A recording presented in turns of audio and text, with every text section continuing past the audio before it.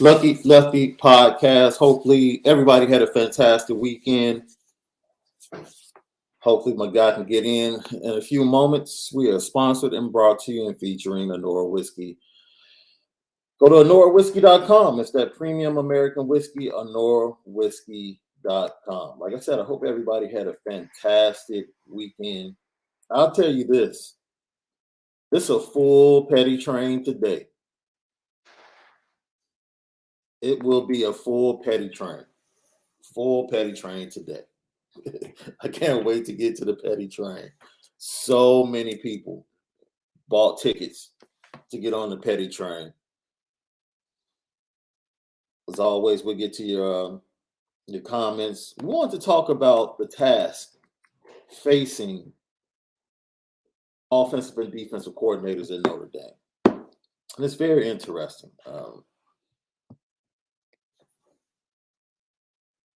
Let's start with Tommy Rees, right? Tommy Rees, of course, he has been the subject of plenty of conversation amongst Notre Dame fans, let's say for the past 4 or 5 days.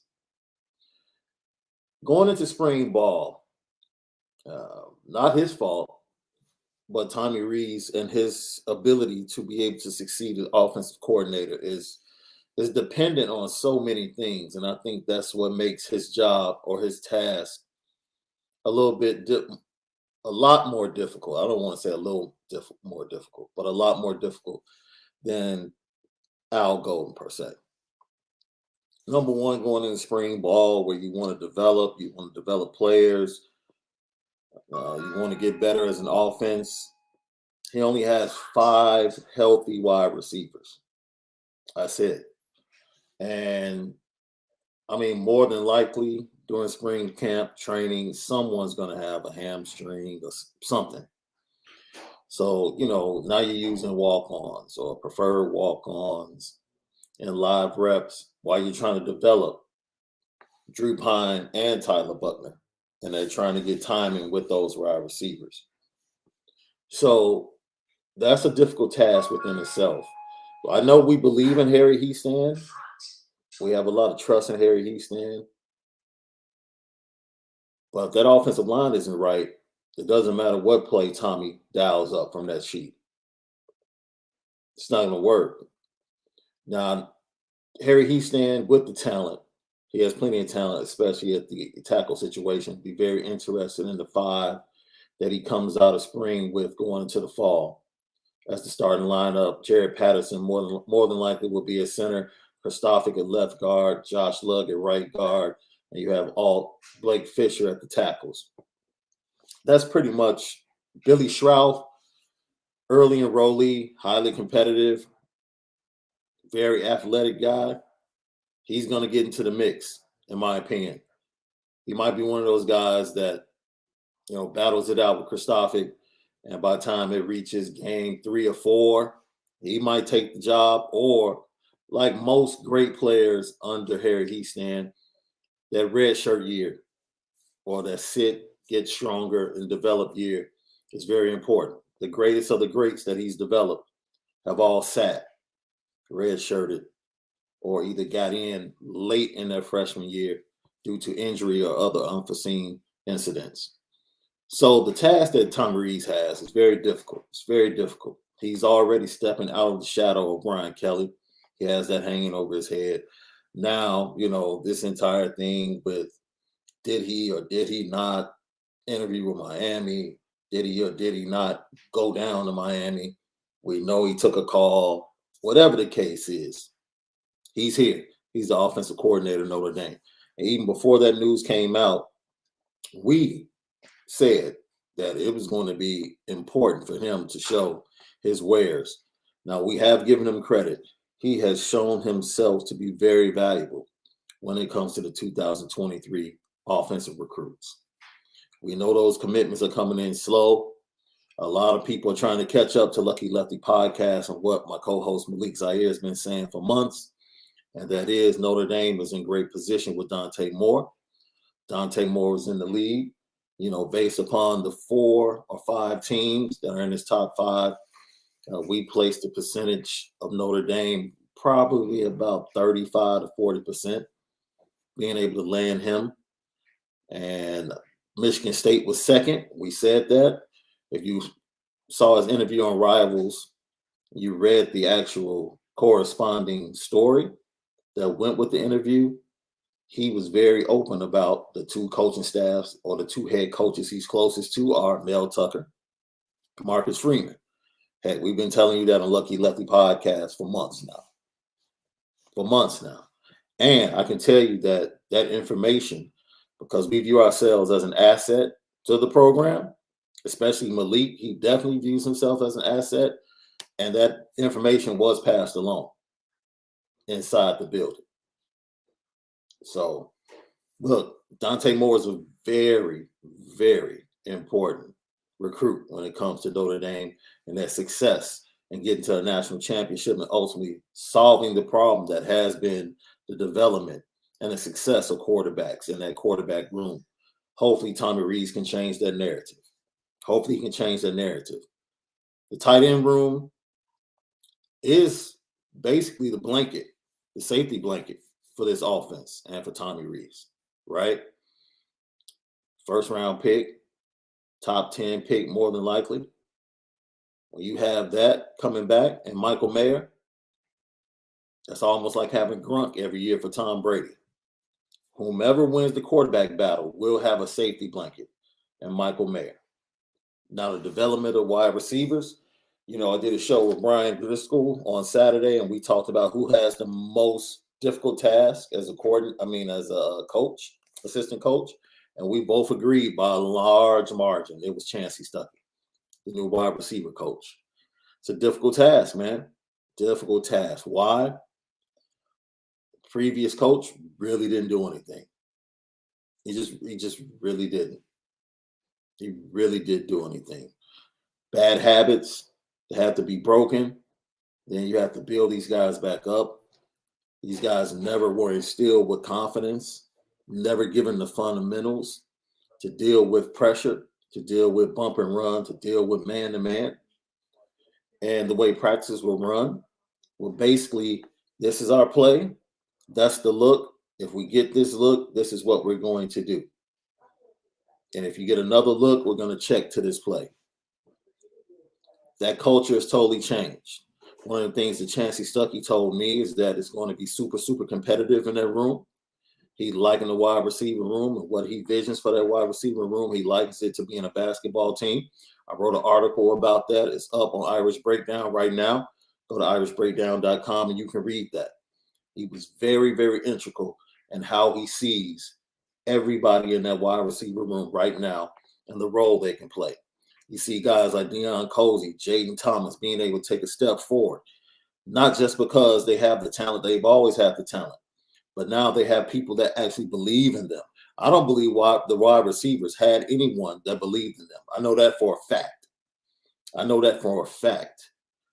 don't report a lot of things, but I know for a fact that there was no confidence being instilled or given to these young men in that wide receiver room. They were literally out there playing for themselves, playing for each other, and they gave it all they had. But the support and information to make them better didn't exist when it came to that wide receiver coach. It didn't exist. So now we get an opportunity to really see what these young men are all about when they're given support, confidence, and coaching. Now we get to see what it looks like to have that at a wide receiver room at Notre Dame. And also, Chancey Stuckey immediately gets an opportunity to show how you can recruit at an elite level in that wide receiver room as well. So the task that Tommy Rees has is so difficult because it's so dependent on the coaching staff and how they can change what has existed under the previous regime. It's very important that Chancey Stuckey, and also Harry Heastand are effective early on during the spring in changing the culture, instilling confidence, and then going into the fall camp with momentum that will give this offense ultimately the best shot of averaging 38 to 40 points. That's where you want to get to. Notre Dame has always been able to average 30 to 35 points offensively. But in order to really be a national championship offense, you need to get up to about 38 to 40 points minimum to really effectively be able to make it happen once you get into the college football playoffs. Because it's really not about Notre Dame. Notre Dame is a college, it's a top program. They've shown that over the last 5 years. They have the talent to be a top program. They have the coaching. They have the coaching, in my opinion, to be a national championship program. Now, you include the level of recruiting that is taking place in the 2022 class, what we've seen defensively from a commit standpoint in the 2023 class, and the two offensive players they have right now. You get a guy like Dante Moore, you get the ball rolling, the dominoes start falling, you get a Rodney Gallagher, you get a Cardinal Tate, you start bringing in other talented receivers.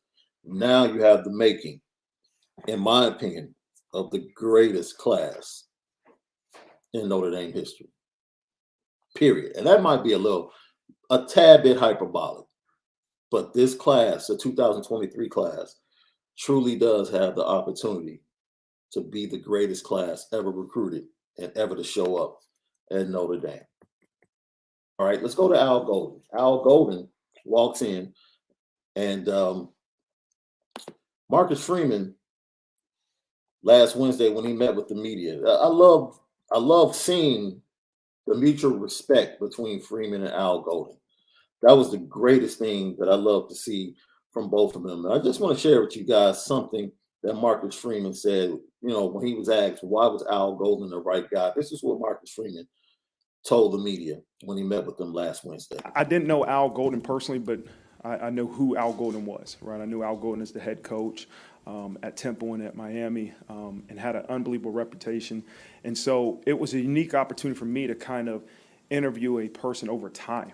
And so we were able to do Zoom interviews while they were, kind of going through their season, just to stay in contact, just to talk. But I wanted to respect his process of preparing each week for the Cincinnati Bengals. And so I was looking for a guy with head coaching experience. That was to me something that we did not have on our staff that I thought was going to be extremely valuable. And he has that, but also a guy that has intelligence. The more we met, the more we talked, I learned right away this person understands football. He understands scheme. And I was also looking for a person that didn't want to come in here and just drop his playbook, right, and say, hey, this is what we're doing. No, Al Golden was a guy that said, hey, let me evaluate what you all are doing. Let me evaluate your players, and let's put together the best scheme, right? And ultimately, he is the defense coordinator, and I want to make sure everybody understands.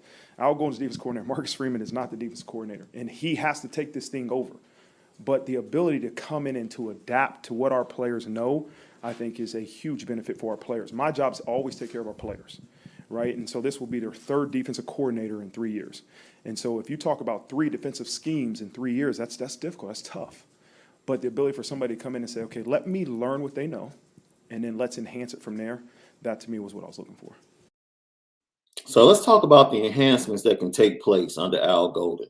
And we can start with the defensive line. We expect that Notre Dame has 2 potential first-round picks on a defensive front. And it's easy to say, okay, get better in the run game. And I talked about this with Brian Driscoll just a little bit. Jason Adamiola actually bumped into him last Wednesday, walking to the media room. Looks in great shape, cut up, like, man, you're ready to go. Gave me the head nod. He has all the potential, and he puts himself in position to constantly be in the backfield, get tackles for loss, be disruptive, but we need it more consistently, right? We need it more consistently, and it's really not about numbers. Of course, you want the numbers to go up because you want him to finish certain plays. But when you're in that position, sometimes Jason can play a little bit selfishly because you really want those 2 tackles to work in concert with that middle linebacker, depending upon the scheme and depending upon the play that's called. And so, if the play doesn't call for you to hit this certain gap, just because you're quick enough to beat the guard, beat the center, and get to the backfield, but yet still, if you don't make the play, Now you've left your middle linebacker wide open because that guard has gotten to the second level. I don't care how good you are individually. That's a selfish play. That's a selfish play. So he just has to trust. He's good enough, despite what call has been made. He's good enough to impact the play. He's good enough to impact the play. And with the transition, the next thing we're going to talk about, which will probably be the task of all tasks for Al Golden, because calling plays, he's experienced in that. Calling plays, game planning, all of that with his NFL background, head coaching background, that's going to be the easiest thing for Al Golden. Week by week, game planning, calling plays during the game. I have no problem with that. That's going to be the easy part. But getting guys like Jason Adamiola, Isaiah Foskey to that next level, once again, that's dependent upon Al Washington as the new D-line coach to pull that out of both of those guys. You get guys like Riley Mills. Can Riley Mills take the next step? Can he become an 8 to 10 sack guy? If Riley Mills can become that 8 to 10 sack guy, that's incredible. And he should become that because of the attention that Isaiah Foskey is going to come into the season with. Early on, Riley Mills should have a field day until teams react to his film and see, okay, we have to game plan for this guy as well. We have to chip. We have to do something with him. Early on, the first 5 games, Riley Mills should come out with his hair on fire, making an impact, especially in the pass rush, in the passing game, defensively. He should make an impact in the first 5 games. Isaiah Foskey, you just need more consistency. I don't want to see Isaiah Foskey dropping into coverage as much as he was. 75% of the time, I need him going after that quarterback. And I need him to be better in the running game, setting the edge. I need him to be a little bit more physical. We know when he goes to the next level, he's going to be an outside linebacker, more than likely. 3-4, Pittsburgh Steelers, Cleveland Browns, when they go to their multiple packages. That's the type of team, San Diego Chargers, they love 3-4 guys, and they love Notre Dame guys. I can see him going to those situations and being effective. But in Notre Dame, look, you have 2 first-round guys in that front 4 that have the potential to dominate. And you need them to dominate for this defense to take the next step in both areas. Passing game, running game. You need them to dominate. Now, when you start talking about players that need to take the next step, Howard Cross, can he stay healthy? Can he take the next step? You got Aiden Gabara, Tyson Ford coming in, the youngsters. Then we got our guy. Oh, man, I'm drawing a blank right now.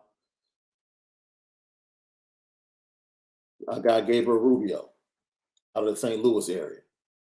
Waiting for him to jump on the scene. They held him back, developmental year. Let's see if he can take that next step, make an impact. This is what we're talking about. All of these guys, Al Washington, these guys are in your hands. And these are the things that we need to see.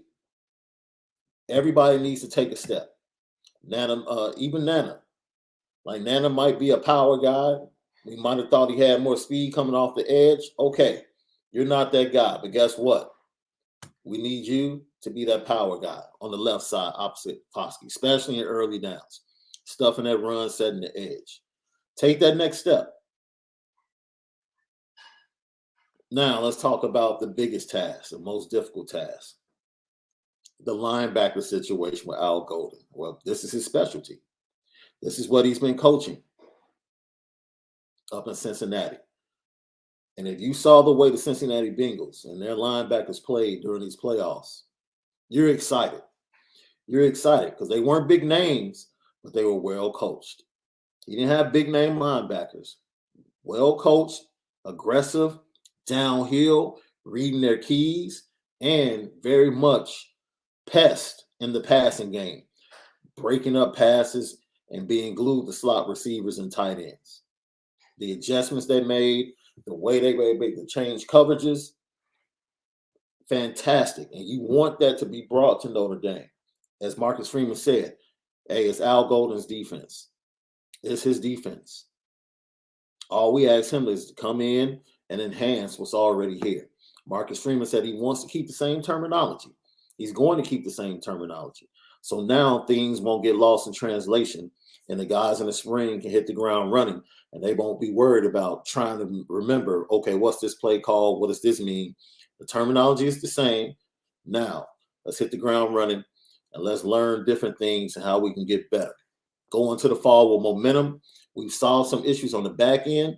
Chris O'Leary said when he told me he wants to walk into the horseshoe with 4 guys at safety that can play any down at any time at the most important parts of the game.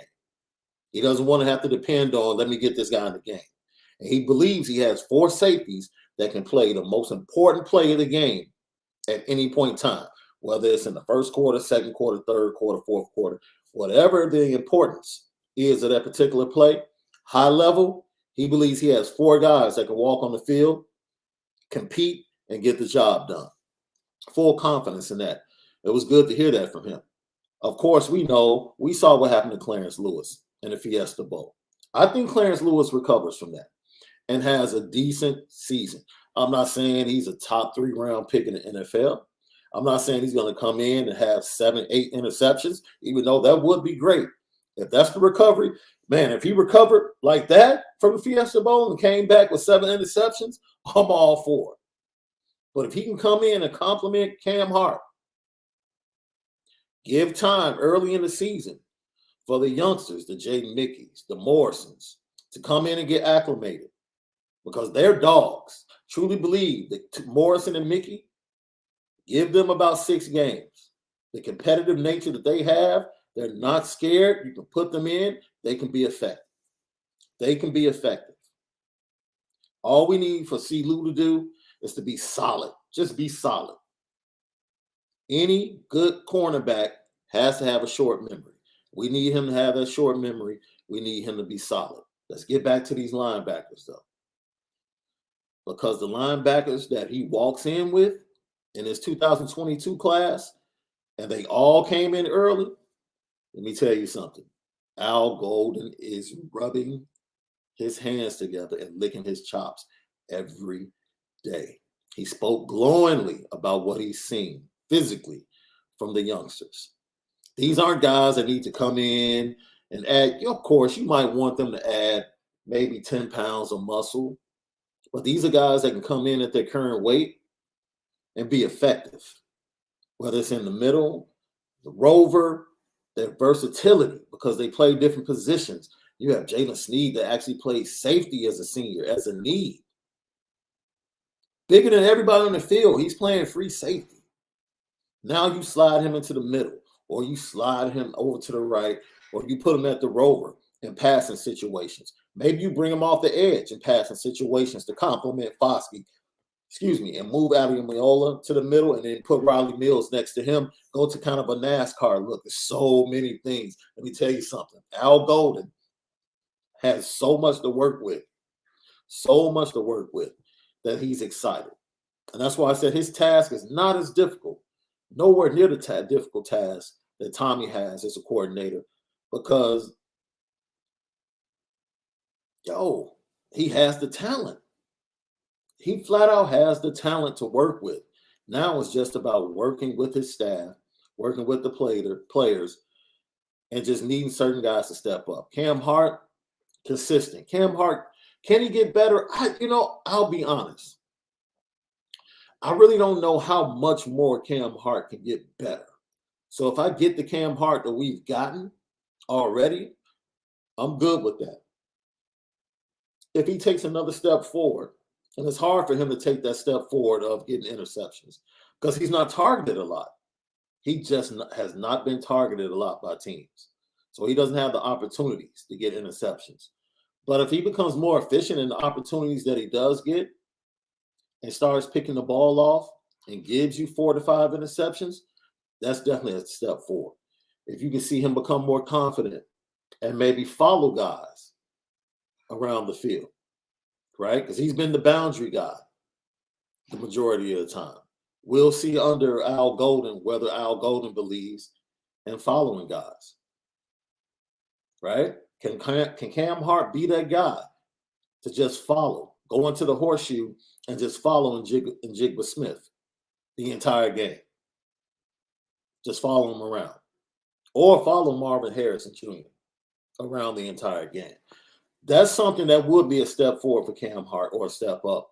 I don't know if they want to do that because that's really not what they've done under the previous 3 defensive coordinators. Clark Lee, Mike Elko, and Marcus Freeman. None of them really did the follow technique. It was field, boundary, this is your spot, play it. So we'll see. We'll see. Bo Bauer, Kaiser, Bertrand, we saw what the issue was. We saw it. We know what the issue was. The issue was linebacker. A lot of people want to point to the defensive backs. Linebacker, I would say, was the main issue on the defense last year. And I pushed back because there are a lot of Notre Dame fans that didn't believe that there was a speed problem at the linebacker position. I won't equate it to speed. Like straight line speed, I won't equate it to that. Playmaking ability and range, sideline to sideline. That is where you will see a considerable difference in ability with the youngsters that come into this 22 class moving forward. You will see the upgrade. And I don't think it will take long. I don't think it will take long. And you have a confident guy like Jalen Sneed showing up and telling the media, like, yo, I'm the fastest guy in the room right now. I'm the fastest player in the room right now. That's what Jalen Sneed said. So, matter of fact, here it is. I think we have that clip. I don't have a position coach yet, so I don't know. But the teammates have took me in as one of their own. They've taught me a lot about family and how the Notre Dame football program is run. They've just taught me that you just got to put your head down and keep working hard. My goal is definitely to be maybe a player in rotation this year. I plan to get there by just working hard in workouts, trying to be the best I can be, just being explosive and just working hard. We're definitely like brothers. We've been talking for like a couple months now on a group chat. And once we got here, we just all meshed together. And I feel like competing against them is like a great competition because they're all just as good and all work just as hard as me. I think it's great for me because like I've never really got to play just linebacker, and I want to know how good I can get at just playing linebacker, practicing one position and just going hard at one position. I think it'll be good for me knowing that I haven't reached my full potential yet. Yo, confidence coming off this kid, Marcus Freeman, and other coaches, their eyes light up when they talk about just what they've seen in training from Jalen Sneed and these young linebackers. Just the body types, the speed, the way they move, how hard they work, the lifting. And that goes down. You look at Drake Bowen and how he works out. His workouts are all on his social media. He works out constantly, twice on Saturdays, leaves the workouts, takes a 2-hour break, goes to work, makes his money, comes home, gets up Sunday, does the exact same thing. And his workouts have changed because now he's locked in on baseball. They just started. I think they go to Louisville and Nashville to start their season, of course, because of the cold up here in Indiana and the Chicago area, Northwest Indiana area. So they're on the road starting their season down in Nashville and Louisville. But he's a workout warrior. Like that mindset is already there. The Matt Bayless prototype is already there for the linebackers that are coming into Notre Dame. Look, I'm telling you, the linebacker, Notre Dame, this is a prediction that I have. Notre Dame in 2 or 3 years might become the new LBU. Because of Marcus Freeman and Al Golden, Notre Dame might become the new linebacker U. Heck, you got Samuel Mpemba coming in for a visit on March 19th. You have other linebackers, elite linebackers, still in play. Matter of fact, we're going to have a cutting room floor with Malik.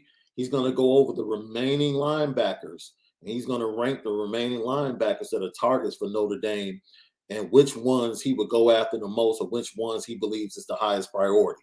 That's going to be coming up sometime this week. Let me tell you something. The way they are recruiting the position of linebacker, the position of quarterback, right? They go get a 2015 kid out of Detroit. He's the number one in his class already. That's it, not 15, 2025 kid.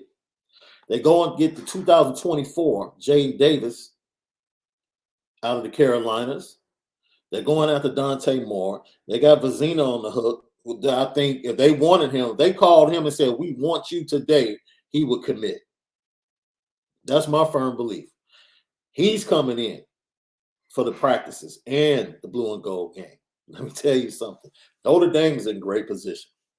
Marcus Freeman and this staff, despite coaches leaving for greener pastures, greater opportunities for themselves, despite the feelings and the disappointment of Mike Elston and how that turned out, despite whatever you heard or whatever you believe about the Tommy Rees situation in Miami and Marcus Freeman, despite all of that, Notre Dame is on the rise. Notre Dame is on the rise. And they're putting everybody on notice in the recruiting world that things have changed. This is not your brother's Notre Dame. This is not your sister's Notre Dame. It's a new day with Marcus Freeman and this new staff. Now, can they translate that to the football field? Can they translate that to the football field? And as I said, it's going to come down to changing the U's. We've been O-line U, we've been tight end U. We just need to change that. Not eliminating, I still want to be O-line U, still want to be tight end U. But can I be LBU? Can we become quarterback U? Can we get 2 first-round quarterbacks that came from Notre Dame? Or do we have to continue to hang our hat on Joe Montana? Let's be real. We're hanging our hat on Joe Montana and Joe Theismann still to this day, as far as quarterbacks in Notre Dame. Times have to change. You might even say we're running back U, because we produce running backs. Running backs come in, whether 3-star, 4-star, they come in, they produce because of the offensive line, because of the tight ends. But we have to start to change some of the narratives. Can Kyle Hamilton be the trend of safety U? We already have Harrison Smith. Now we're stacking with Kyle Hamilton. Can we continue to stack?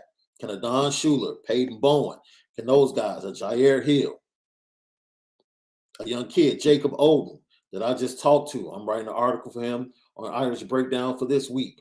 Safety out of Detroit.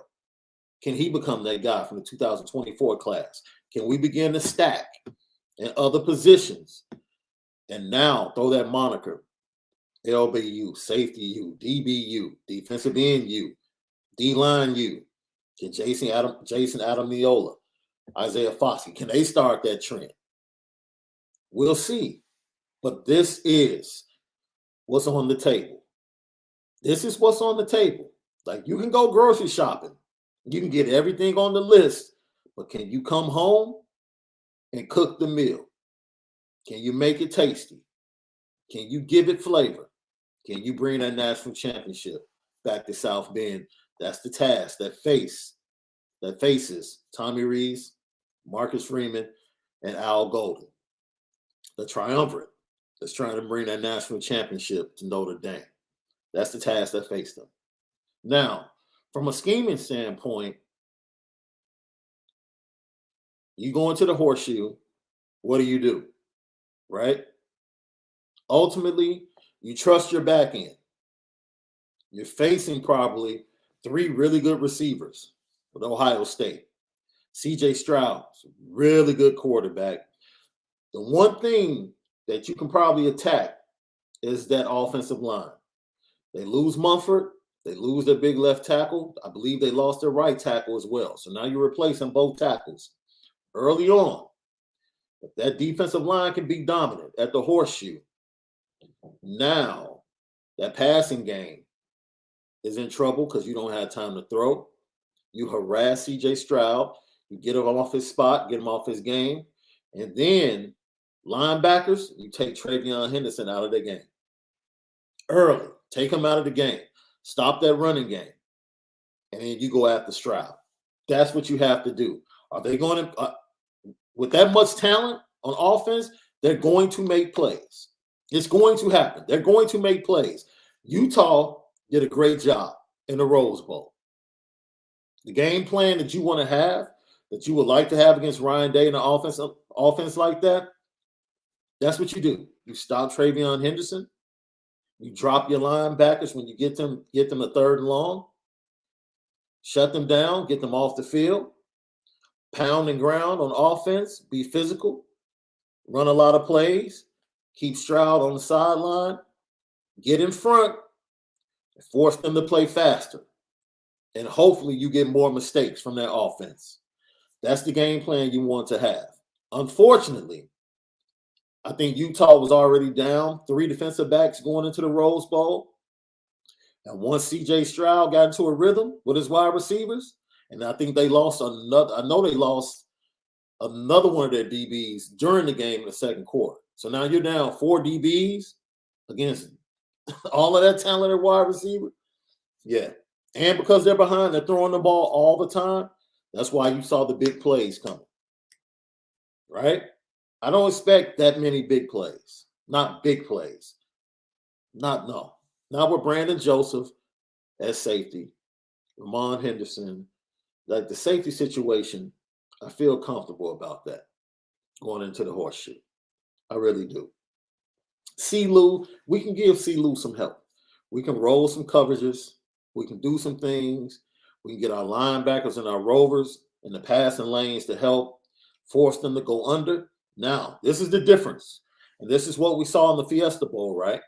When you do all of that, and you get them to do what you scheme them to do or want them to do, you have to make the plays. You got to make the tackles, right? It's 3rd and 11, and you're back in coverage. Your linebackers are back in the lanes. They throw a little 6-yard cross. You got to tackle that guy. You can't allow him to break a tackle, get the first down, continue that drive. You got to get off the field. You have to get off the field. This is the task for that Notre Dame defense. You want to see 3rd down efficiency take a step up. You want to see missed tackles take a step down. And then you want to see better coverage from guys like C-Lou, and you want to see growth from the defensive line, and you want them to dominate like they have the ability to do. That's it. That's it. Those are the things you need to see from the offense and the defense, and those are the things that are facing these 2 offensive coordinators as they go into the spring. Let's get to some of your comments, some of your questions. We appreciate you. Thanks for tapping in every morning, everybody. Thanks for tapping in.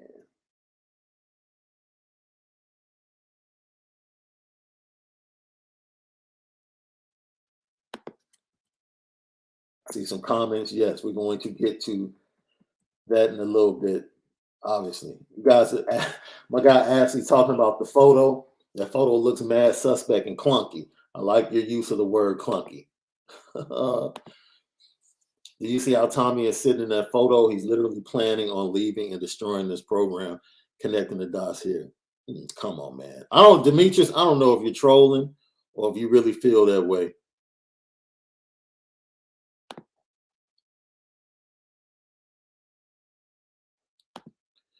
C. Williams, thank you for tapping in today. Love or hate, T.R. Freeman will deal with him if he ain't going to cut it.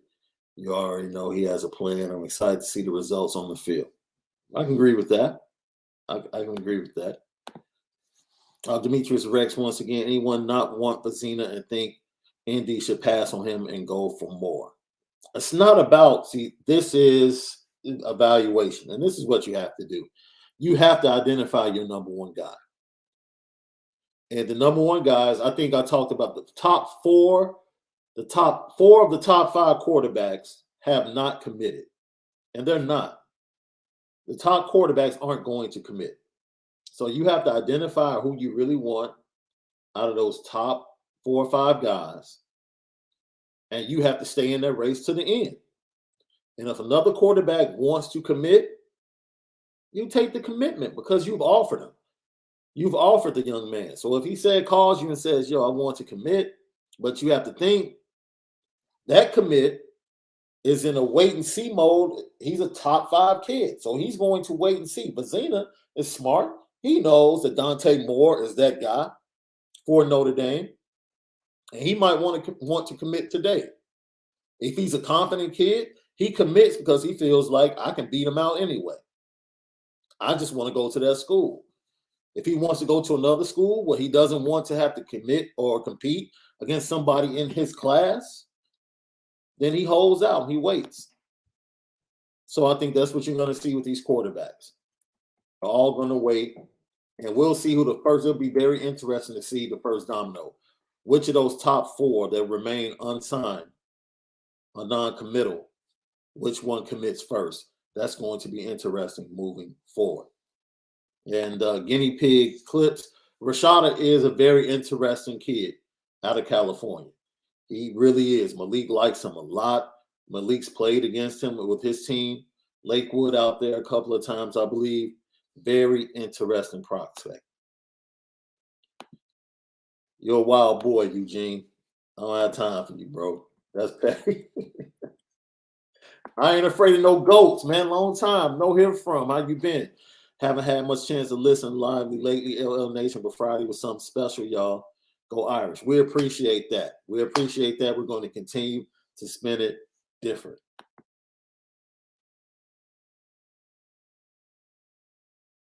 P-Dub, we're going to get to that. We're going to get to that as well. I see y'all chopping it up. Rocco will have his opportunity, Garland. Thank you for tagging in with us today. Rocco will definitely have an opportunity. He'll definitely have his opportunity. Fresh start. Harry Heastan is motivated too. He's motivated. He's refreshed. The staff that he's around is a totally different vibe. So I think we're going to get the best of Harry Heastan. Absolutely. Not just in coaching, but definitely in recruiting as well.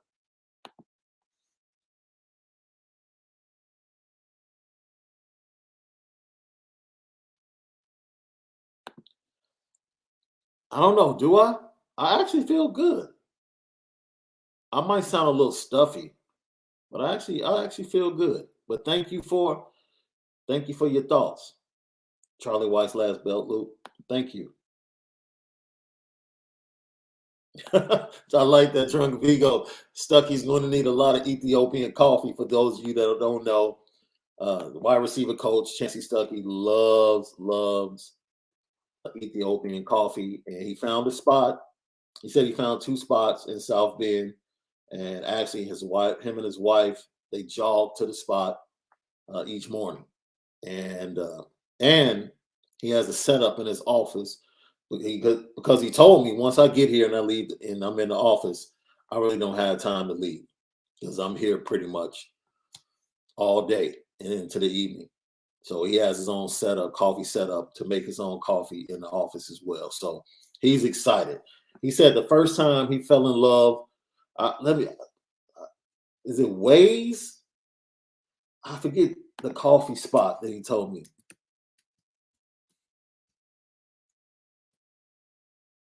I had it in my notes.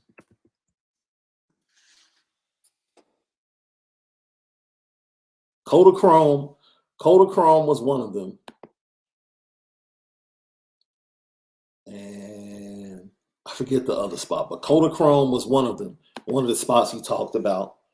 And I forget the other spot, but I know one spot in particular. When he was here in 2018, he told a story when they came in at 18 to play. I think it was 18. I might have been 19 when they came in 19 to play. He said 18 or 19. He said that him and his wife, they jogged past the campus to the coffee spot, had coffee, fell in love with the coffee, never thinking that he would end up here as a coach. And it was very comfortable when they came back because that was one of the most memorable things that stayed with them. You know, they shared that memory of jogging through. They loved the town, enjoyed the coffee. And, you know, so when he got the job, They were very comfortable because they already knew they had something that they could do as a couple and enjoy in town. So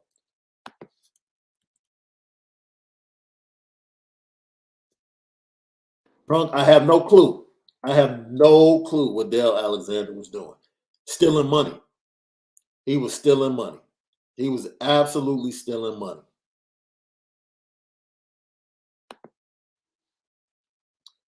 Right. Dale might have been watching YouTube to teach as well. You never know.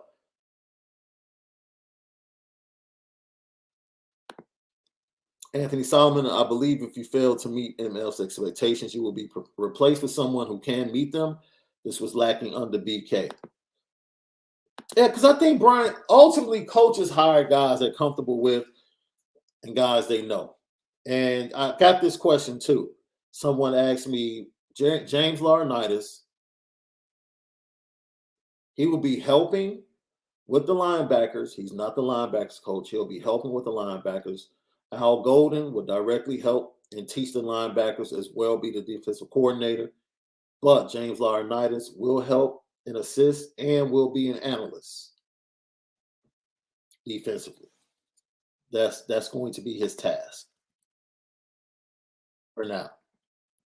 I'm sure once he gains more experience in coaching, he'll probably get an opportunity there. I see everybody talking about Brian Hartline.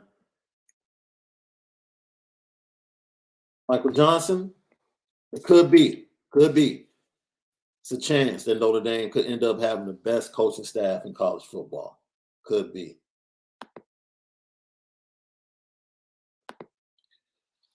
Loop Life, 007. At this point, Tommy has to put up or get gone. Hey, Loop Life, I agree with you, my brother. I agree with you. But it's not even about the situation. We felt that way before the season. We said, and Malik specifically, like the spotlight is on Tommy. Like Brian Kelly is gone. You don't have that buffer anymore. The spotlight is on you. This is your offense. Harry Heastan was based upon your words. Harry Heastan was your guy. You never stopped talking to him. From the time Harry left to go to the NFL, when he came back, Harry Heastan was your guy. That's who you trust. So now the offensive line shouldn't be an issue. And that's who you wanted. You got him. It's time to rock and roll.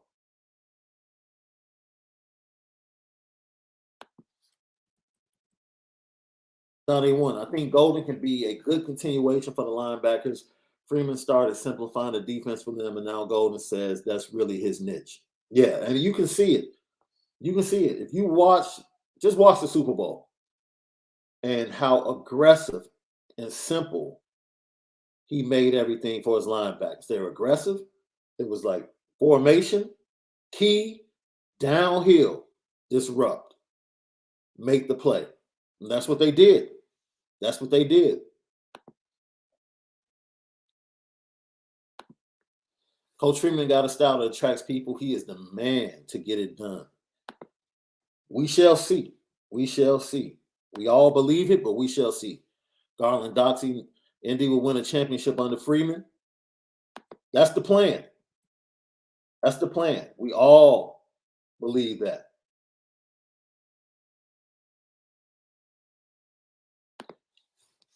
Ashley, my only pushback, our D isn't a problem. They've been carrying the team. We need the O to take a step. Any step. I push back. They both need to take steps forward simultaneously. The defense can be better. The defense can be better. I think the defense will be better. I'll put it like this. If the offense takes the steps forward that I believe they can, it will be a domino effect on the defense because that's an extra series they won't have to play. That might be 5 to 10 plays that they're not on the field. And they're stronger at the end of the season. They're stronger at the end of games. Look, he could. If he's that good, and a lot of people seem to believe that he is that good, he's a freak athlete, You might be right. You might be right. He could start. He could start. Coleman Clark, thank you for tapping in. Rees can bounce for all I care. Freeman will upgrade there. Oh, man. You're absolutely right. I see what you're saying, Drunk Vigo. Tommy Rees, Tyler Buckner is pointing. Dude, that is everything. You want to prove how good you are? You don't need a quarterback coach. You can call the plays. You can do everything. Tyler Buckner is your baby. Let's see what he does.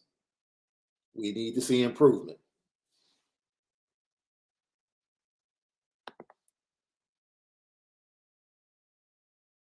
Luis Rescalvo, thank you for tapping in. I know for a fact MF will be the one African American coach to win a national championship in Notre Dame. On God, my boy, take that to the bank. Yes, sir.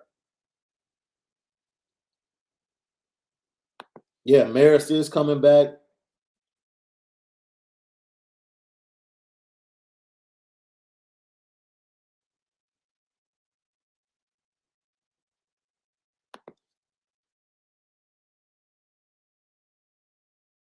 Yeah.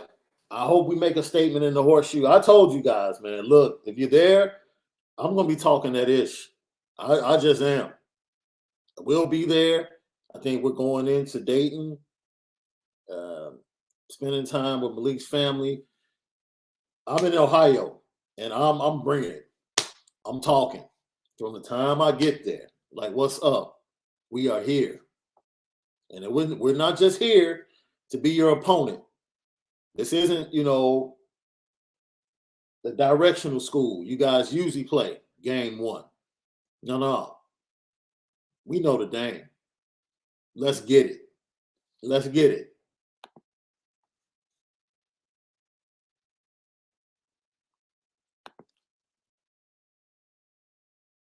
Johnny S., thank you for tapping in.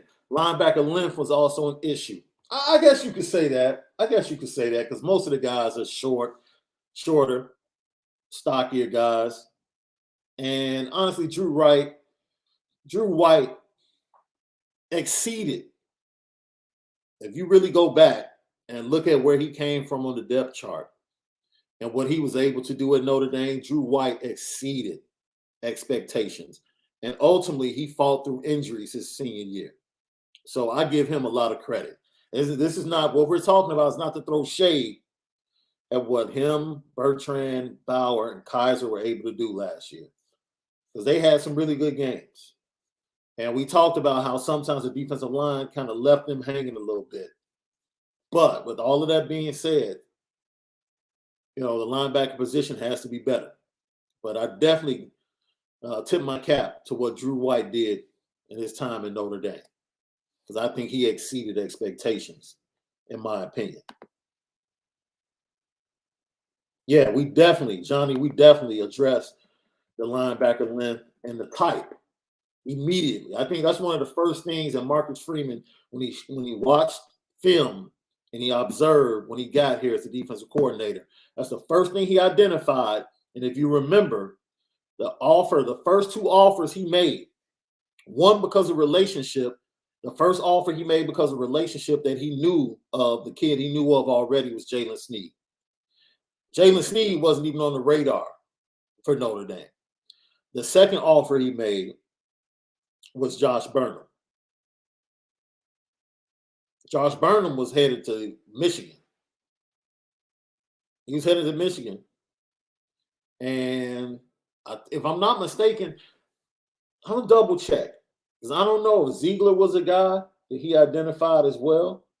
But I know those two guys were guys that immediately Marcus Freeman was like, no, we have to get those guys. We have to recruit those guys here to Notre Dame.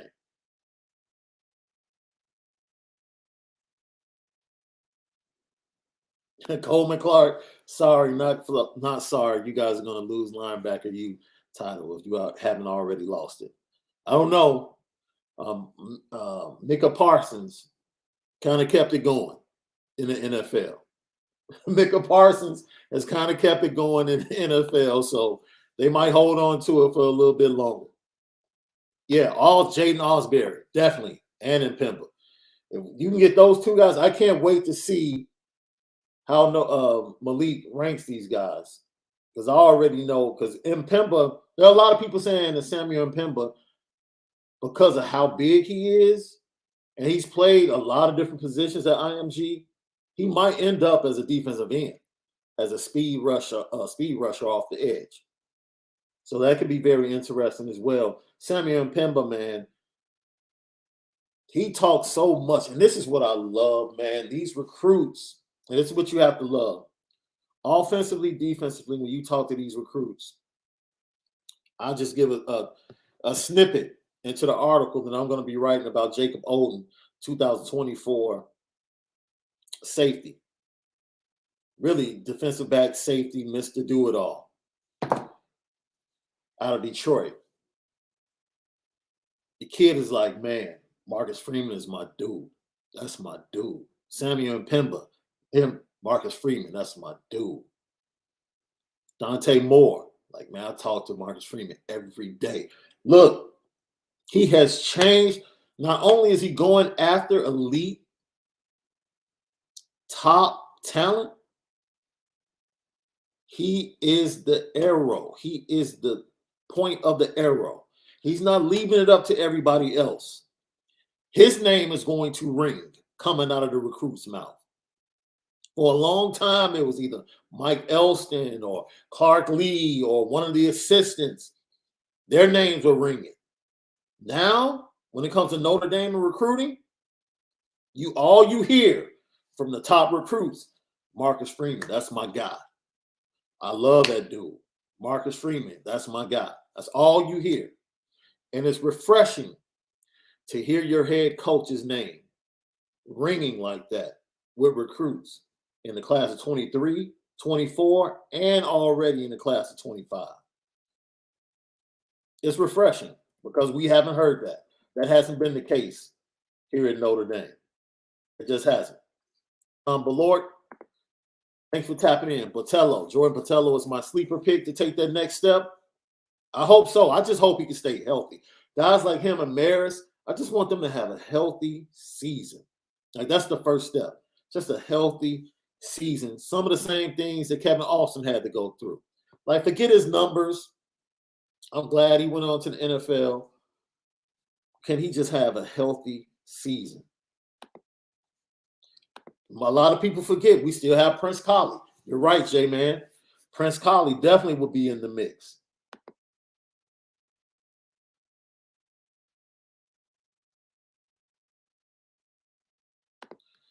Kuba Puig. Is it true we could get more, but Vizina will commit instead? That's up to the kid. That's up to Vizina. That's up to him. If he wants to compete, it could happen. And Notre Dame would gladly take both of them. But the main guy's definitely Dante Moore. The staff is all in on Dante Moore.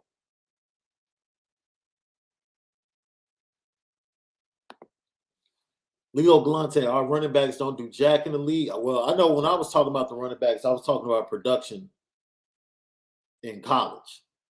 Kyron, I think Kyron is like kind of like the fourth or fifth. Kyron will probably go second day, third round. I think Kyron in the right system. Now, I think Deuce had a chance to be a really good running back, but Deuce went to the Packers. Hey, they don't run the ball. They got Aaron Rodgers. So it's all about where you go. Look, how many top first-round running backs exist in the NFL right now? Your top running backs in the NFL are spread out. Second-round pick, fourth-round pick. The game is different in the NFL. But I hear you.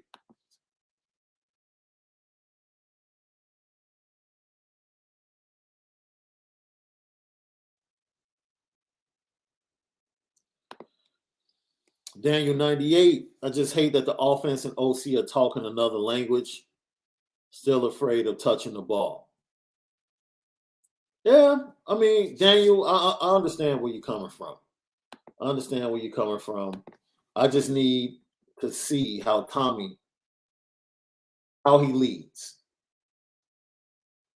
Just plain and simple. I need to see how Tommy is going to lead, especially coming out of all of this mess over the last couple of weeks. How he takes a step forward, sets the tone in spring ball, right? We know what he's up against with the lack of receivers in the room or the lack of receivers able to practice for the timing with the quarterbacks. He has to develop both quarterbacks, deal with that competition, and then depend on the offensive line. So it's a lot, but it's his time to lead, and we'll see.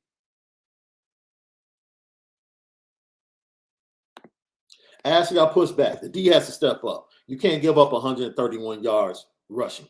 You can't. That's unacceptable. 113 the year before, 131.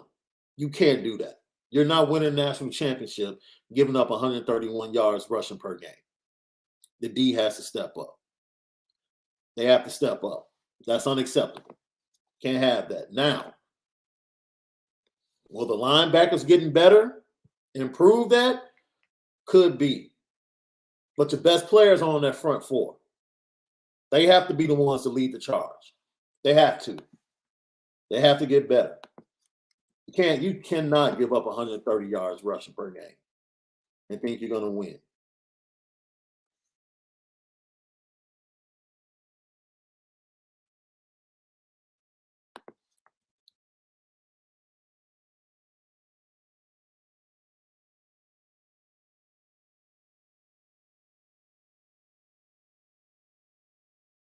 David Knight, my dude, how you doing? Sunset Kid, Purdue shirt. No, this is polo, bro. Don't ever disrespect me like that. Don't want you. If you see AP, it's more than likely polo. More than likely. I would never, ever wear anything Purdue. Come on, my man. Not this dude. Andres Nieto, thank you. How you doing, my bro? Hope you had a good weekend. You think Al Golden is going to have his defense bringing the boom? I definitely think there's going to be a more ferocious attitude.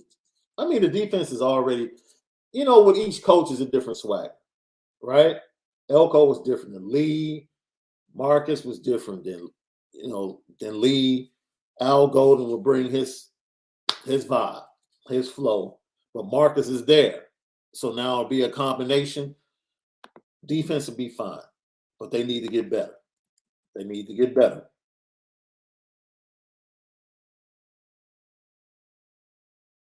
Did I miss something from Nuke about Ramon Henderson?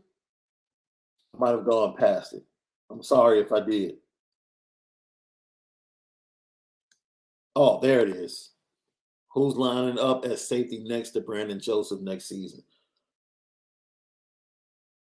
I know people might not like to hear this, but right now, just from a leadership standpoint in spring ball, and this is me just like, if I had to bet, Brandon Joseph and Houston Griffith will be your two safeties because of the versatility of Brandon Joseph, right? Brandon Joseph can play strong, free. He can be your slot. He can cover your slot. He showed you against Ohio State in the Big Ten championship game. He can do it all. Houston Griffith, for continuity, leadership, he'll be the starter early on.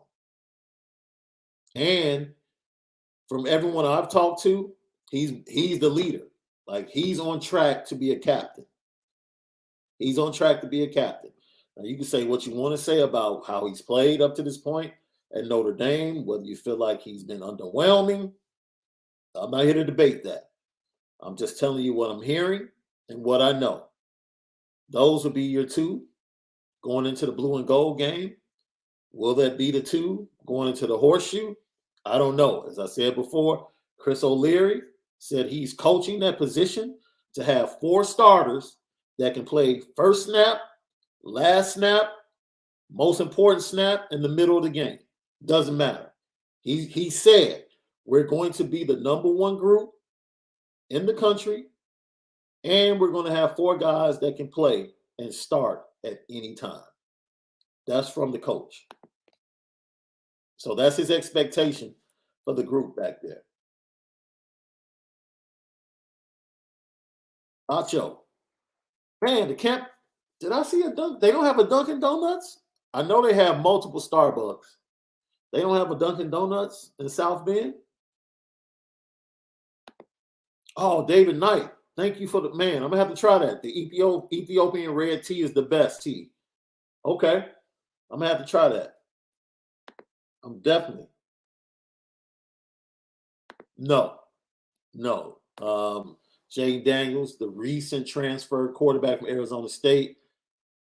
I don't think Notre Dame will have any interest in Jay Daniels, in my opinion.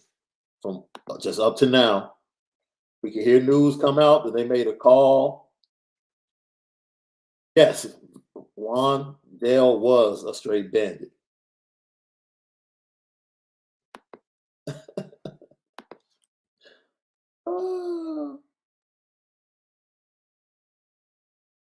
That's a good question.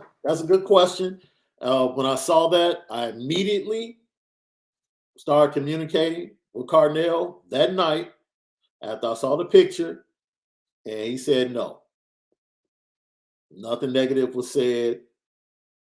Man, he was just talking to him, proud of him, and just happened to be at the camp. Happened to be at the 7-on-7, not camp, but the 7-on-7 tournament. And that was straight from Cardinal Tate. He said nothing negative was said. I asked. I asked. He said everything was all good.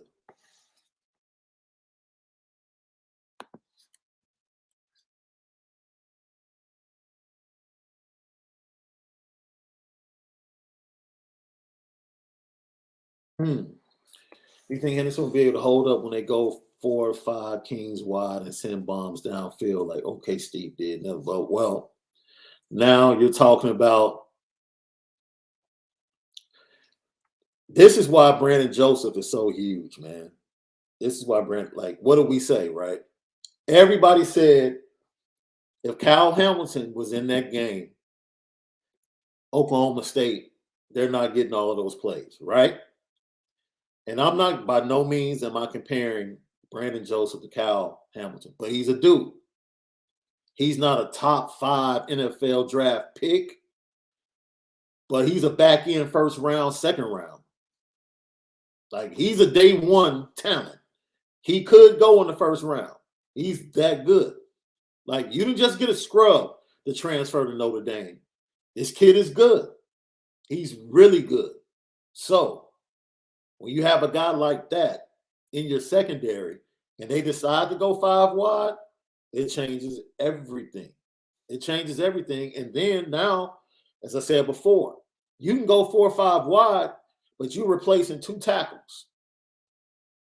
First game of the year, you're replacing your left and your right tackle. If CJ Stroud is only getting 3 seconds, I don't care how wide you go. It's going to be a problem. So we'll see. We're going to see the chess match and how it goes. Ryan Day versus Al Golden, Marcus Freeman. It's going to be very interesting. Very interesting. Because at some point, they're going to look at that film and Ohio State is going to say, let's go. Let's spread them out and go up tempo and make them prove that they're not the same team. I agree with you, New Blythe. And we'll see we'll see what Notre Dame does.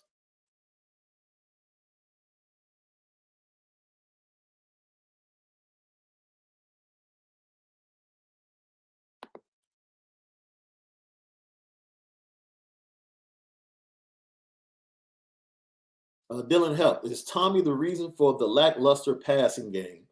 Just seems like route concepts are super basic and players aren't used in a dynamic way, i.e. Miles Boykin, Braden Lindsey, only running verticals. Well, look, when you have a wide receiver room that is limited fundamentally, and they can't get open, especially against bump and run and man-to-man, that's tough. I can't lay that at Tommy's feet. And hopefully, with an improved offensive line. Now, I will say this, and Malik has pointed to this. Tommy loves to coach guys like him, quarterbacks like him, and he loves to go to the plays that he loved as a quarterback.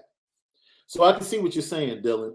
He might be caught in certain concepts and might not be open to more aggressive or more modern concepts. We'll see. I mean, those are the things with him being in the spotlight. We'll get the opportunity to see who Tommy Rees really is as an offensive coordinator. But I definitely see how you can see that with Tommy Rees.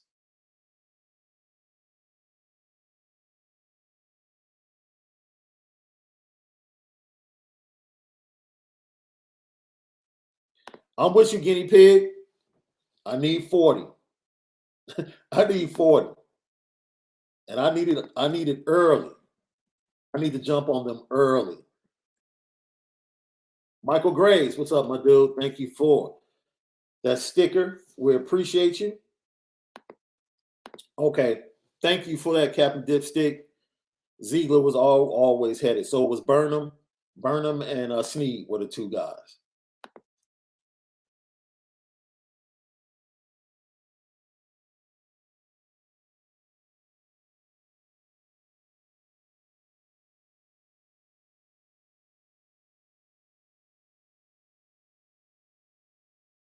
Jay Clampin Investments, you come to Dayton before the OSU game, do a Lucky Lefty meetup. You know what? I'm going to have to talk to Malik. I mean, those are his neck of the woods. He knows the spots. I'm all for it. I refuse to go to that OSU games. Their fans are trash. That's what's up, Jay Clampett, man. We appreciate you. I agree with you, Michael Johnson and Pemba. Just get him on the field. That dude is a specimen. He is definitely Bob. Come on, man. You guys know me better than that. You know me better than that.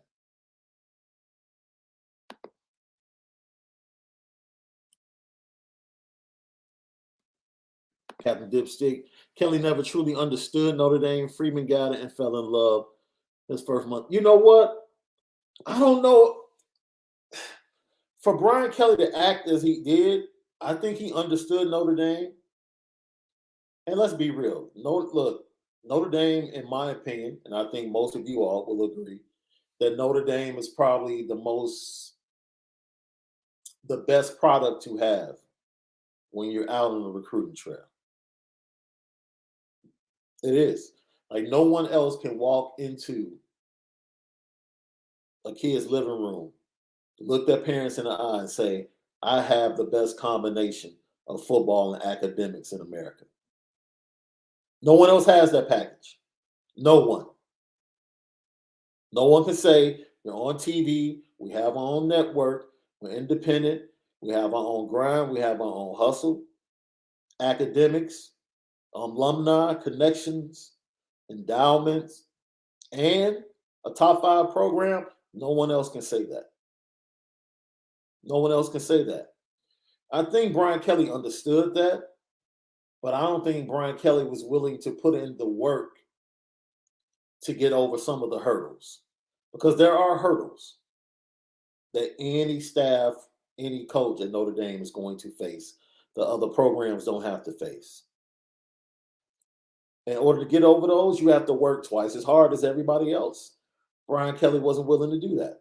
He wanted to treat everything like he was at an SEC school. And unfortunately, you can't win in Notre Dame like that. Lou Holtz didn't come in sitting back on his laurels. Lou Holtz came in and went to work. Lou Holtz went into Miami getting the best players when Florida State, Florida, and Miami were hot. Not when they were bad, when they were hot. He went to Pennsylvania when Penn State was good and got the best players. He got Rocky. He got Ricky Waters. And Pittsburgh, by the way. That's the type of guy, that's the type of head coach you have to be. So to see and to hear Marcus Freeman say, I talk to Lou Holtz constantly, because he recognizes I have to have the same mentality Lou Holtz had when he came in here, to pretty much walk up to the bullies or walk in the room with the big guys and sit down at their table and say, I'm here. What's up? Deal me in. And that's what Marcus Freeman has been doing and this staff. They sat down at the big table. They looked Kirby Smart in the eye. They looked Nick Saban in the eye.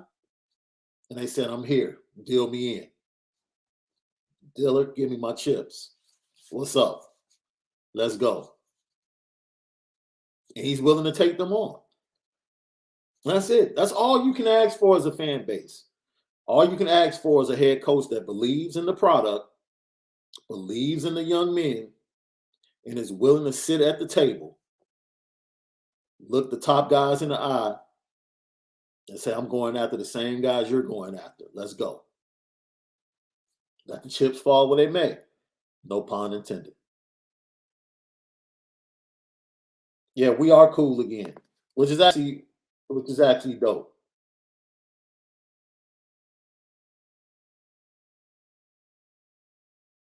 Ashley Hill, thank you for the super chat. Shaun said, keep it a buck. Marcus looked at our linebackers, then went and recruited the number one linebacker. Dude, hey, it was obvious. He recognized immediately, like, yo, we have to change this linebacker room. We have to. We have to. PK4, ND. Keep spinning the difference, Shaun. So happy to see you hold your ground on IB when the host used to be right. Kept him from connecting the dots. Look, I stood on everything I said. Even though I was on IB, I stood on everything I said on Lucky Lefty. And yeah, it is what it is. But it was a great podcast because it was a very respectful conversation. And, you know, respecting hearing certain facts being brought to the forefront. Because on here, we talk about what has been reported. And we break it down from there. Yeah, and Pemba played tight end last year. So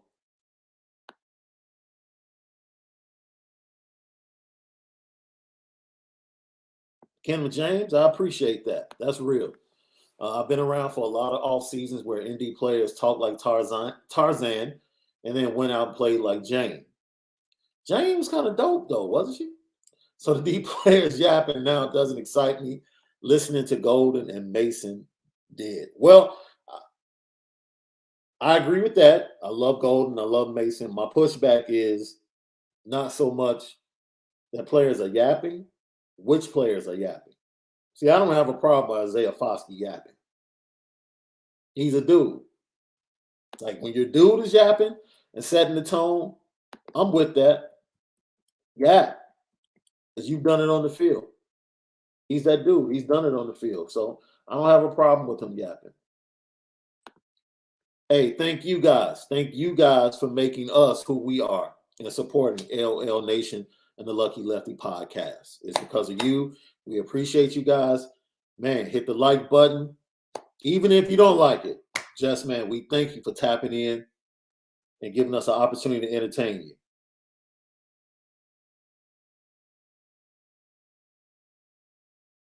Oh, heck yeah. Orange glove guy.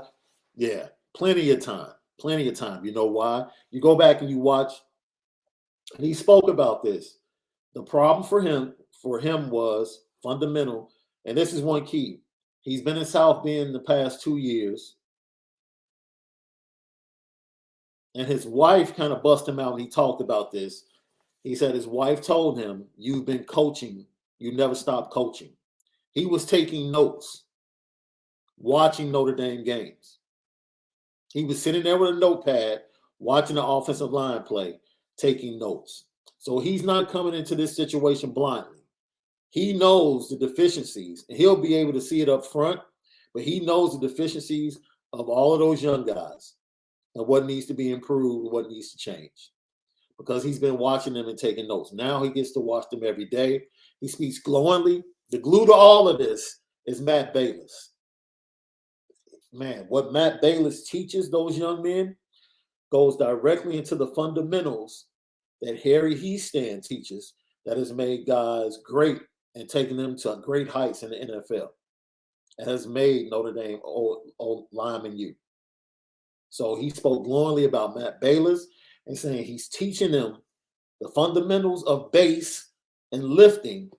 That's what you need because that's the first thing we have to establish with these guys and we can build from there. So they're already deconstructing bad habits in training and lifting. And once they go into practices starting March 17th, watch Harry Heastand do his thing. He definitely has enough time. And if you watch the Fiesta Bowl, the one problem you don't have to worry about your tackles in pass pro. You have 2 tackles. You know how many programs would love to have the 2 tackles as sophomores coming back that Notre Dame has coming back? Yo, I'm telling you, that's a comfort level for the quarterbacks. That's what makes it so incredible. It makes Drew Pine and it makes Tyler Buckner incredibly comfortable knowing they have those 2 on the outside. And then you have a big time first round talent at center as your leader that you're getting the ball from every play. Yeah, the offensive line is going to be much better. Much better. But they have to step on the field and show it.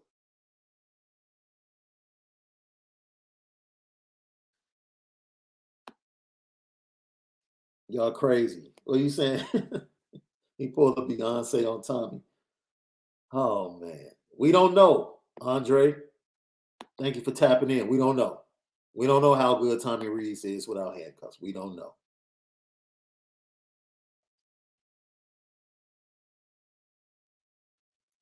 John Jones, like I said before, I don't know. Collie, Jalen definitely will have an opportunity. I do think Bo Bauer, who has always been involved in the passing downs, I think somehow, some way he'll continue to be involved in passing downs because he's really good in coverage. PK, I look. Tom Lloyd said he did. Brian Driscoll said he didn't. That's it. I don't know, man. I don't know.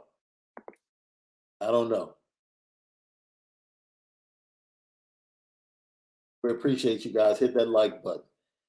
Hit the like button.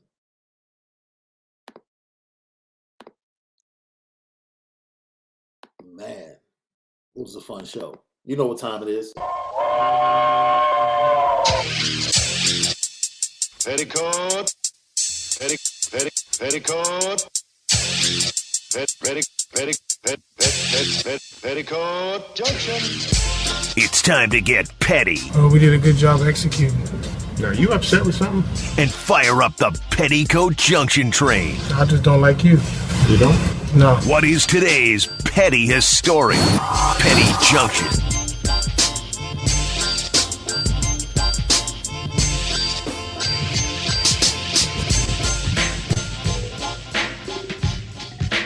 Petticoat Junction. That's right.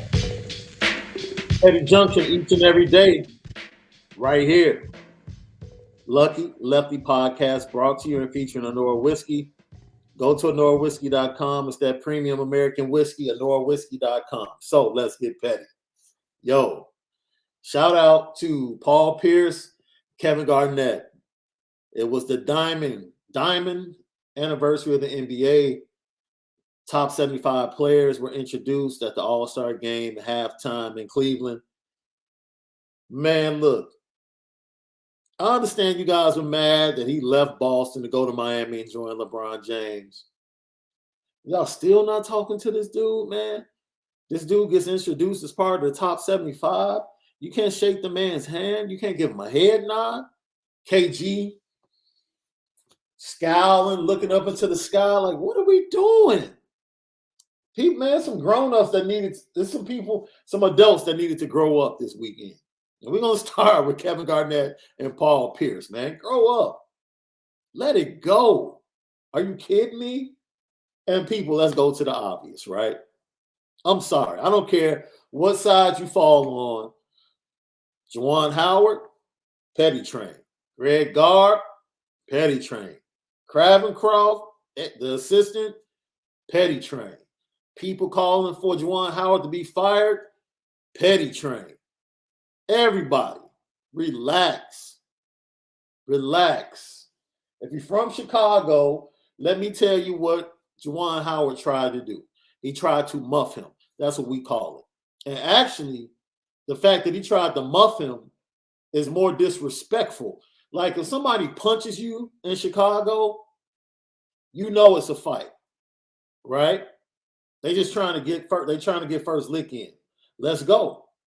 If somebody muffs you in Chicago, see a muff, when you grab somebody's head like this, open hand, that's a muff. It's almost like, man, get your stupid self. Like, you're not even worth my time. Get your goofy tail out of here. And that's what, dude, that was a Chicago muff that was attempted by Juwan Howard. Purposeful.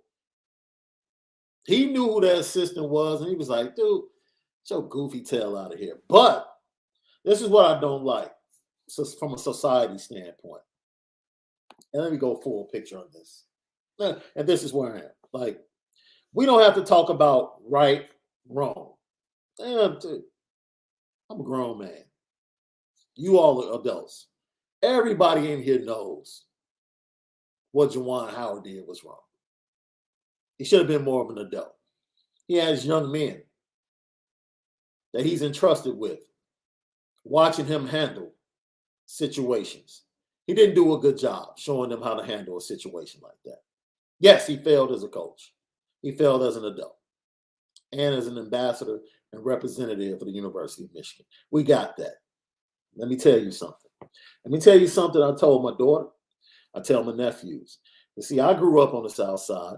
My brothers grew up on the South Side. My wife grew up on the South Side. My kids did not. My nephews did not. They're suburban kids. Y'all, and I tell them all the time, y'all not about that life. You're not about that life. So keep your finger, your hands out of somebody's face. Don't walk up in somebody's face. If you walk up in somebody's face, be ready to scrap. You put your finger in somebody's face, be ready to scrap. You put your hands on somebody, be ready for firepower coming back. You had, dude, because you're letting it be known, yo. So Greg Garb, dude, keep your hands to yourself. Keep your hands to yourself. I don't care about pressing. I don't care about the timeout. Look, I'm an Illinois basketball fan. They're doing well. They're tied for first place. They've had plenty of games where they've blown teams out. Brad Underwood, I've seen Brad Underwood take the air out of the ball with a minute left in the game. He's taken multiple shot clock violations just out of respect. So, of course, I think it's a way certain things to be handled, but that's really not the issue. Can I break down what really happened? Because a lot of people are missing this. And I just want to point it out because it needs to be pointed out. Juwan Howard, Greg Garb, they have a difference of opinion. Juwan wants to walk by him, play him. Matter of fact, he let his players go first, which is unusual because usually it's coaches first, players behind. He let his players go first, calmed himself down a little bit, chose to do the walk by. Garb grabs him. He says, yo, don't touch me. Pulls his mask down, continues to go. Garb is separated. Police grabs Garb. Madison police. They grab Greg Garb. Pull him away. Meanwhile, he's still looking at and talking to Juwan. Juwan is talking to him. All of a sudden, Juwan hears Terrence Mitchell, 18-year-old freshman, number 5 for the Michigan Wolverines, who had initially stopped Juwan Howard. And if you watch the video, he kept saying, we're good, we're good, we're good. He said it 4 times. He had Juwan Howard. He was like, we're good, we're good, we're good. Coaches are separated. Here comes the assistant, Mr. Cracker. Here he comes. The first mistake he does is he puts himself into the fray. The second thing he does is he forearms Mitchell, a player. I hope the Big Ten sees this. He forearms Mitchell to move him back. You see Mitchell immediately, eyes get big, and he says something to him. Juwan is still talking to Garb, not even paying attention. He doesn't see this. He hears Mitchell, whatever he says to the assistant, and immediately turns and sees his player going back and forth with an assistant. So now his mind, yo, he's cool with this situation. He's cooling down. He hears his player saying something. He reacts to his player saying something, and then he goes over the top. And my challenge to all these pulpit preachers out here that we have that are holier than thou, like if you heard your child or somebody you're entrusted with saying something that made you feel like, yo, you needed to protect them, he went and protected. Did he go over the line? Yes. But his reaction to the assistant had nothing to do with Greg Gard or nothing he was saying. He was in the assistant was talking, and Juwan was still looking at Greg Gard, not hearing anything. What Juwan Howard reacted to is when he heard his player beginning to respond to being pushed by the assistant from Wisconsin. That's what sent Juwan into that rage. He was done with Gard. His response to that assistant is what was going on with that assistant and Terrence Mitchell. So, doesn't change anything. I just want to point out why he went at the assistant. Let's just not leave a blank canvas like he just jumped the assistant or just threw a... No. There was a reason. He saw his player, in his mind, being attacked by an assistant coach. And in his mind, that's over the line. And he went and protected his player. Now, this is the crazy thing. I've actually talked to a couple of recruits locally in the Chicago area and got their opinions. They loved what Juwan Howard did. Top recruits. Both of these kids are top 100. Reached out to both. They absolutely love what Juwan Howard did. So I'm just sharing that with you. It's a crazy situation. Everybody deserves to be on the petty train. Everybody deserves to be on the petty train. Now, we have to go all the way down south. I don't have a name. I just want you guys to watch this because this is one of the pettiest things I've ever seen in my life. Put this young lady on the petty train. How she got in there?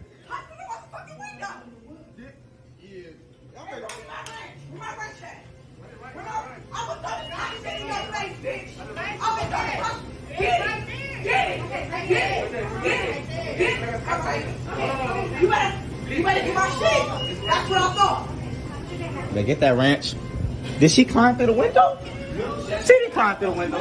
Did she climb through the window? She climbed through the window. Oh, drink for me. Yo, I've never seen anything like that, man. Upset about her order. She didn't get her extra ranch in the bag. She climbs through the drive-thru window, threatens the workers, tells them she's going to throw grease on them if she doesn't get her extra ranch. Gets the extra ranch and then climbs back out the window and twerks in the process. Throw her on the petty train. Absolutely ridiculous. Throw her on the petty train. Are you kidding me? Are you kidding me? And last but not least, Allen Iverson. Bro, you could have kept that to yourself. I got to throw you on the petty train. I don't know if you guys missed this. It was all over social media on Friday. Down in Cleveland for All-Star game, Allen Iverson in an interview let it be known that if he had not gotten into trouble, he was close to committing to Notre Dame. Pointing out once again that Lou Holtz was a beast. Because if he was going to get Allen Iverson into Notre Dame, yo, Marcus Freeman, keep talking to him. Get all the tricks of the trade you can get to get everybody admitted into Notre Dame. Allen Iverson admitted to Bleacher Report that he was about to commit to Notre Dame and to be paired up with Randy Moss. Are you kidding me? That's super petty, man. Don't play with me like that. You didn't have to do that. You could have kept that, taken that to the grave, AI. Take that to the grave. Don't do that to me. That's super petty. That's one of the biggest teasers in the world, man. And I love AI. Lucky Lefty Nation. I'm telling you, LL Nation. I love AI. But AI, you mad petty for that, man. That's the type of stuff you take to the grave, man. You don't do that to me, man. What? You were close to committing to Notre Dame to be paired with Randy Moss? It's bad enough we have to deal with the fact that Randy Moss got in trouble, and that's the only reason he didn't end up in Notre Dame. That's the only reason we didn't win that national championship in 1993. Only reason. But you mean to tell me we had to miss out on Allen Iverson running the option at Notre Dame under Lou Holtz and possibly playing basketball? Are you kidding me? Are you kidding me? AI. Come on, bro. Keep that to yourself, man. I didn't need to hear that. I did not need to hear that. That's mad petty. I love you, but I gotta put you on the petty train. I have to put you on the petty train. AI number 3 at Notre Dame. Number 3, man. Number 3 and number 88 jerseys will still be getting sold out. Think about that. Think about how many 88. Well, he wasn't 88. Oh, not 88, 84. But Moss was he 81 in college or 18? I think initially he was 18 and then he switched to 81, right? So that means 81 jerseys. Whew. You imagine him rocking the 81, the Tim Brown, and making it even hotter with AI throwing him the ball? Man.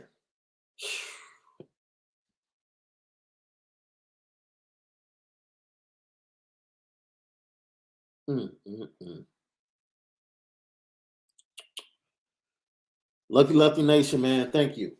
I'll check in with my guy, see if he wants to rock tonight and do another episode. Do an episode of and another thing. We might get it done. Yeah, Moss was 88. He was 88. He was 84. Let's see, he was 84 with the Vikings. 88 in Marshall, 84 with the Vikings. I think he wore 81. No, he wore 18 with the Raiders. And then when he went to New England, he was 81, if I'm not mistaken. That dude wore a lot of numbers. Woo! Oh, man. Will just said he got me like Bobby Caldwell. Yeah, I agree. Lou Holtz knew how to recruit. Man, MF needs to get all the secrets of the trade. Jeff Flute responded, if I worked there, I wouldn't care. I would have thrown bombs on her. Man, look, I would have gave all the rent she wanted. I would have opened up about 10 packets and just, what? Man. They were really nice to her. Really nice. She's mad petty. Yeah, 84 Vikes, 18 Raiders, 81 New England. Yep. He had a bunch of numbers. So, hit the like button. Check out our Friday show. If you missed it, check out our Thursday show. Everything surrounding the Tommy Rees situation. Check out those last 2 episodes. Don't forget, Apple Podcasts, A2S Network. Subscribe to the YouTube channel, Lucky Lefty Podcast. And follow us on Instagram and Twitter at Lucky Lefty Pod. You can follow my boy, Malik Zaire, at Overtime Malik on Instagram and at Malik Zaire on Twitter. I'm Shaun Davis at SD2 Mics, featuring Honora Whiskey, HonoraWhiskey.com. It's that premium American whiskey, HonoraWhiskey.com. Let's see. Will Chestnut, hey, Shaun, keep up the work, bro. We see you staying busy and appreciate it, no doubt. I'm about to go write this article right now for Jacob Oden. Man, watch his film. Kid is a beast, class of 2024, safety, cornerback, wide receiver out of Detroit. He's amazing. So, for Malik Zaire, I'm Shaun Davis. As always, spend it different today. Enjoy the rest of your day. We'll give you guys a notification if we rock out this evening.